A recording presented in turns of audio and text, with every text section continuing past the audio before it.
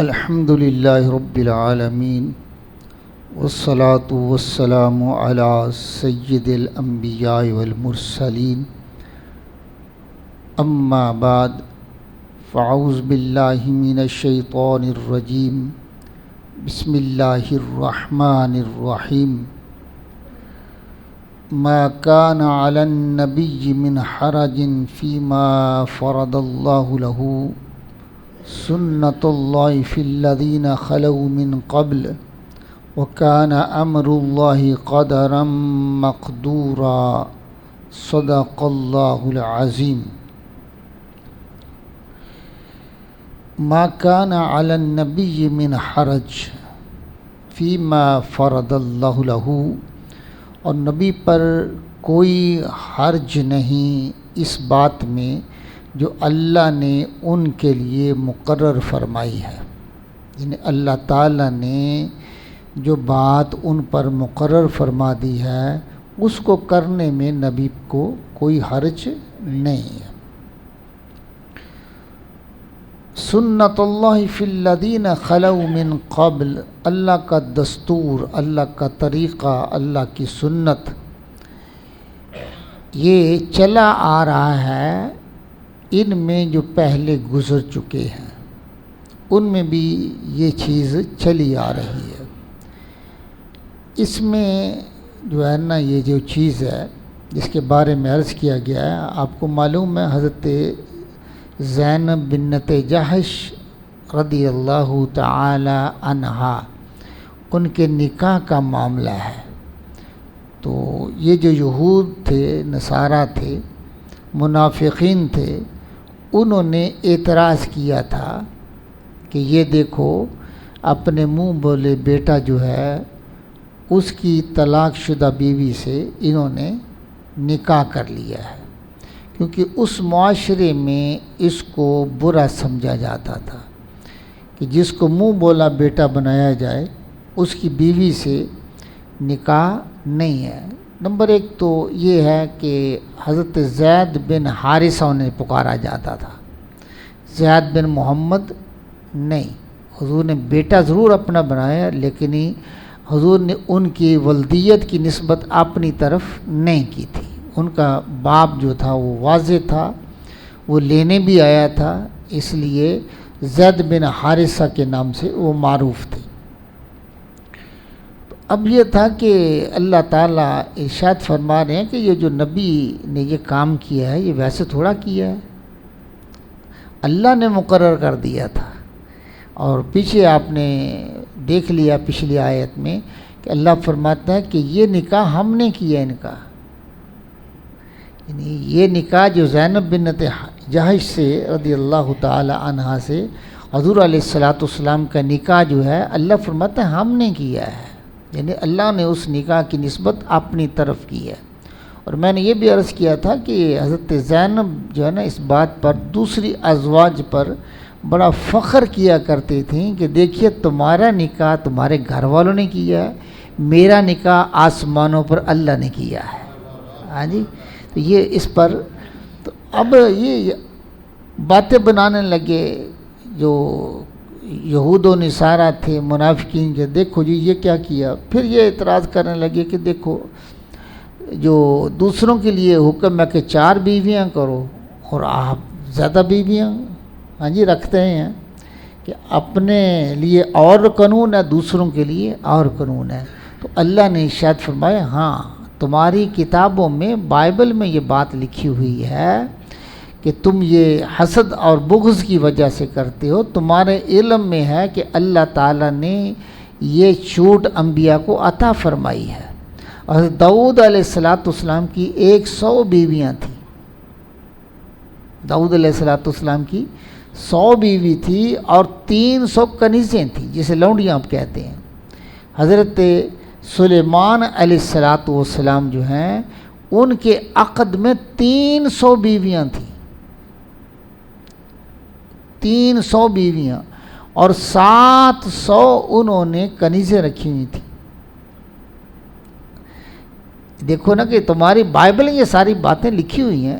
تو پھر تم کوئی اور کہے جس کو نے بائبل نہیں پڑھی ہے یا جن کے پاس امی یعنی یہ جو آسمانی کتابیں نہیں ہیں، اللہ کی وحی کا پیغام نہیں ہے، چلو قریش مکہ ایسا کریں جو کسی کتاب کو مانتے ہی نہیں ہیں یا ان تک پہنچ ہی نہیں ہے، وہ تو ایسی بات کہ تم کیوں کہتے ہو کہ تمہاری تو کتابوں میں یہ ساری باتیں لکھی ہوئی ہیں۔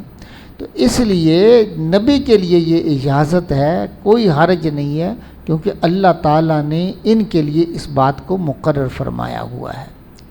سنت اللہ فی الذین خلو من قبل، اور یہ اللہ کا دستور چلا رہے جو اس سے پہلے نبی گزر چکے ہیں۔ ہاں جی، وہ زیادہ شادیاں کرتے تھے، تو اگر آقا علیہ الصلوۃ والسلام نے یہ میرے محبوب نے زیادہ شادیاں کی ہیں تو یہ کوئی انبیاء سے ہٹ کر کام نہیں کیا ہے، تمام انبیاء کو یہ اجازت تھی۔ وکان، اور حضور علیہ الصلوۃ والسلام نے خود بھی، حضور کی حدیث ہے، حضور علیہ الصلوۃ والسلام نے ارشاد فرمایا حبب الی من دنیاکم النساء والطیب وجعلت قرۃ عین فی الصلاۃ۔ آقا علیہ الصلوۃ والسلام نے ارشاد فرمایا تمہاری دنیا میں میرے لیے محبوب کر دیا گیا ہے 3 چیزوں کو، وہ کون سی ہے؟ النساء، عورتوں میں، عورتوں کو میرا محبوب بنا دیا گیا ہے، یعنی رغبت رکھی گئی ہے۔ اور دوسرا فرمایا کہ الطیب، خوشبو لگانا، خوشبو سے حضور نے ارشاد فرمایا مجھے محبت ہے۔ جعلت قرۃ عین فی الصلاۃ، اور نماز کو میری آنکھوں کی ٹھنڈک بنا دیا ہے۔ یہ 3 چیزیں حضور کی بڑی محبوب ہیں۔ ہاں جی، ارشاد فرمایا کہ وَكَانَ أَمْرُ اللَّهِ قَدْرًا مَقْدُورًا، اور اللہ کا کام مقرر تقدیر ہے، اور جو اللہ کا کام ہے یہ تقدیر میں لکھا ہوا ہے۔ اللہ جو حکم دیتا ہے ویسے تھوڑا دیتا ہے، اللہ نے پہلے اس کو تقدیر میں لکھ دیا ہوتا ہے، یہ تقدیر کے تابع ہے، ایسے نہیں ہے۔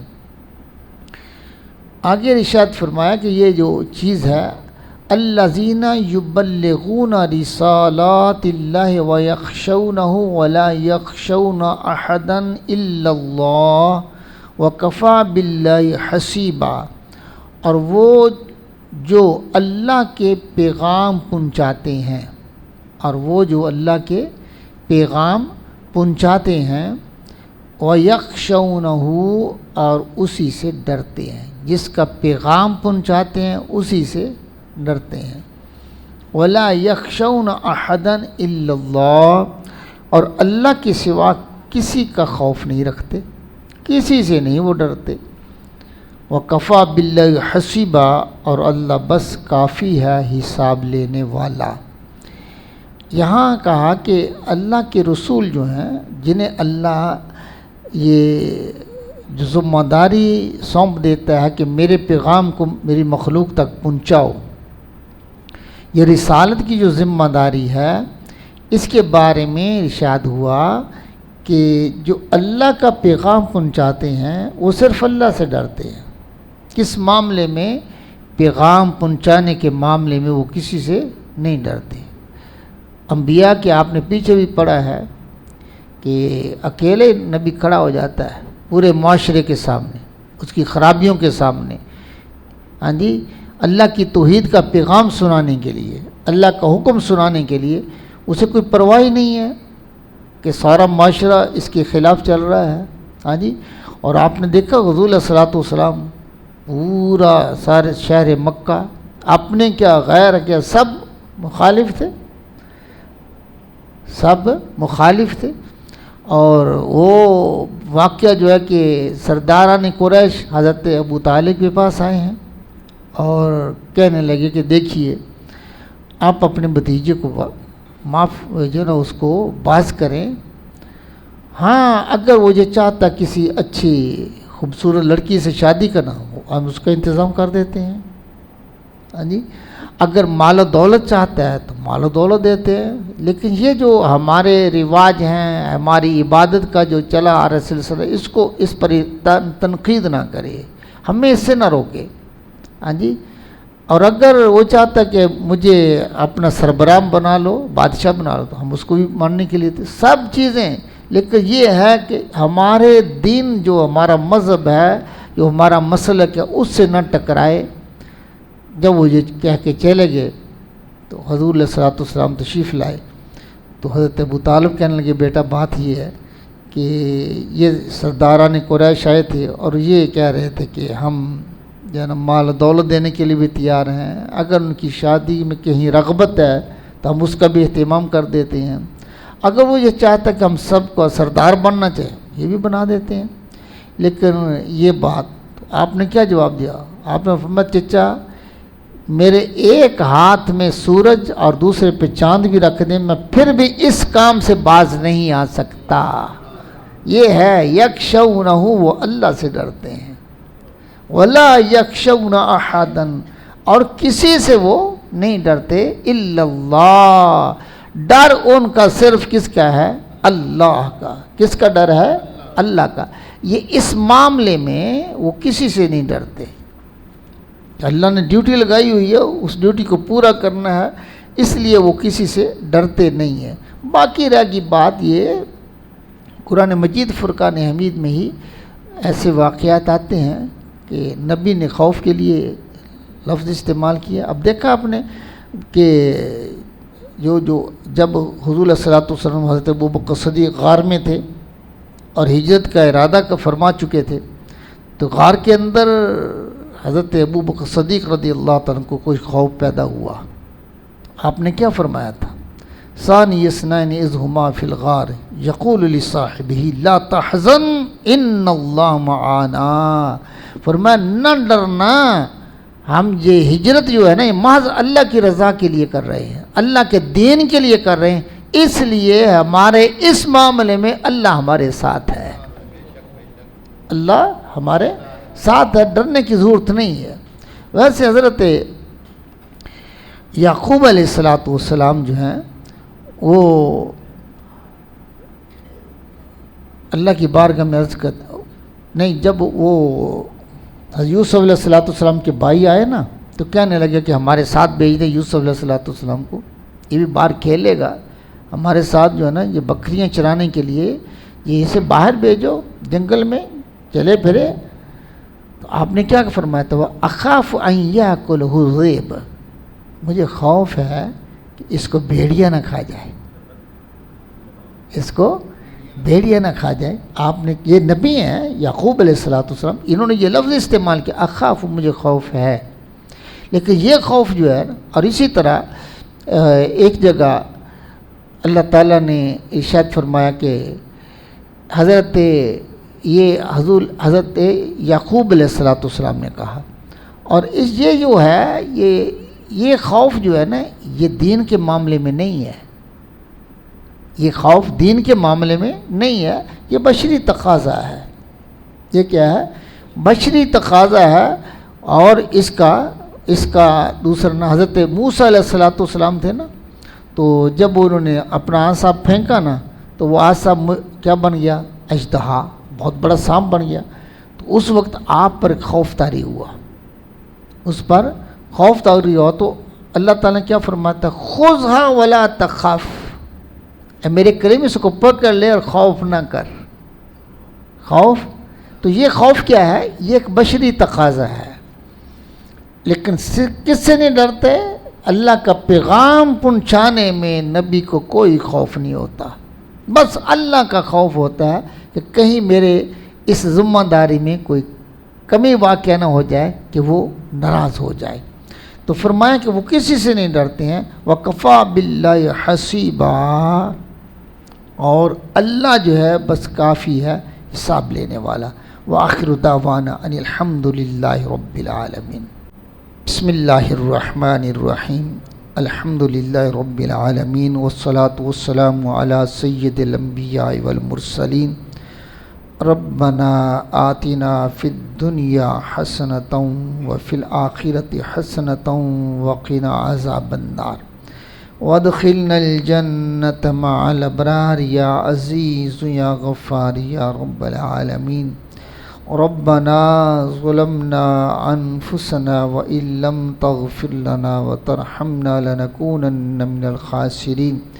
مولا کریم اپنے محبوب علیہ الصلوۃ والسلام کے وسیلہ سے ہمارے اس عمل کو اپنی بارگاہ میں قبول فرما، ہم سب کو قرآن فہمی کی توفیق عطا فرما۔ اپنے محبوب علیہ الصلوۃ والسلام کے وسیلہ سے ہماری نماز فجر کو درود پاک کو اپنی بارگاہ میں قبول فرما، ہم سب کو اس پہ اجر عظیم عطا فرما، ہم سب کے صغیرہ کبیرہ گناہوں کو معاف فرما، ہماری غلطیوں سے درگزر فرما، جو عمدن غلطیاں ہوئی ہیں مولا اپنی رحمت سے معافی عطا فرما، جو سہون غلطیاں ہو گئی ہیں مولا اپنی رحمت سے ان کی بھی معافی عطا فرما، ہم سب کے حال پہ رحم و کرم فرما، ہم سب کے حال پہ رحم و کرم فرما، ہمارے ظاہر و باطن کو درست فرما، ہماری نیتوں کو درست فرما، اپنے محبوب علیہ الصلوۃ والسلام کے وسیلہ سے ہمارے والدین اساتذہ مشائخ کی حتمی بخشش و مغفرت فرما، ہمارے جو نمازی فوت ہو چکے ہیں مولا سب کی حتمی بخشش و مغفرت فرما، ان کے درجات کو بلند فرما، میرے آقا کی ساری امت کی خیر فرما، میرے آقا کی ساری امت کی بخشش و مغفرت فرما، مولا بیماروں کو شفا عطا فرما، بیماروں کو شفا عطا فرما،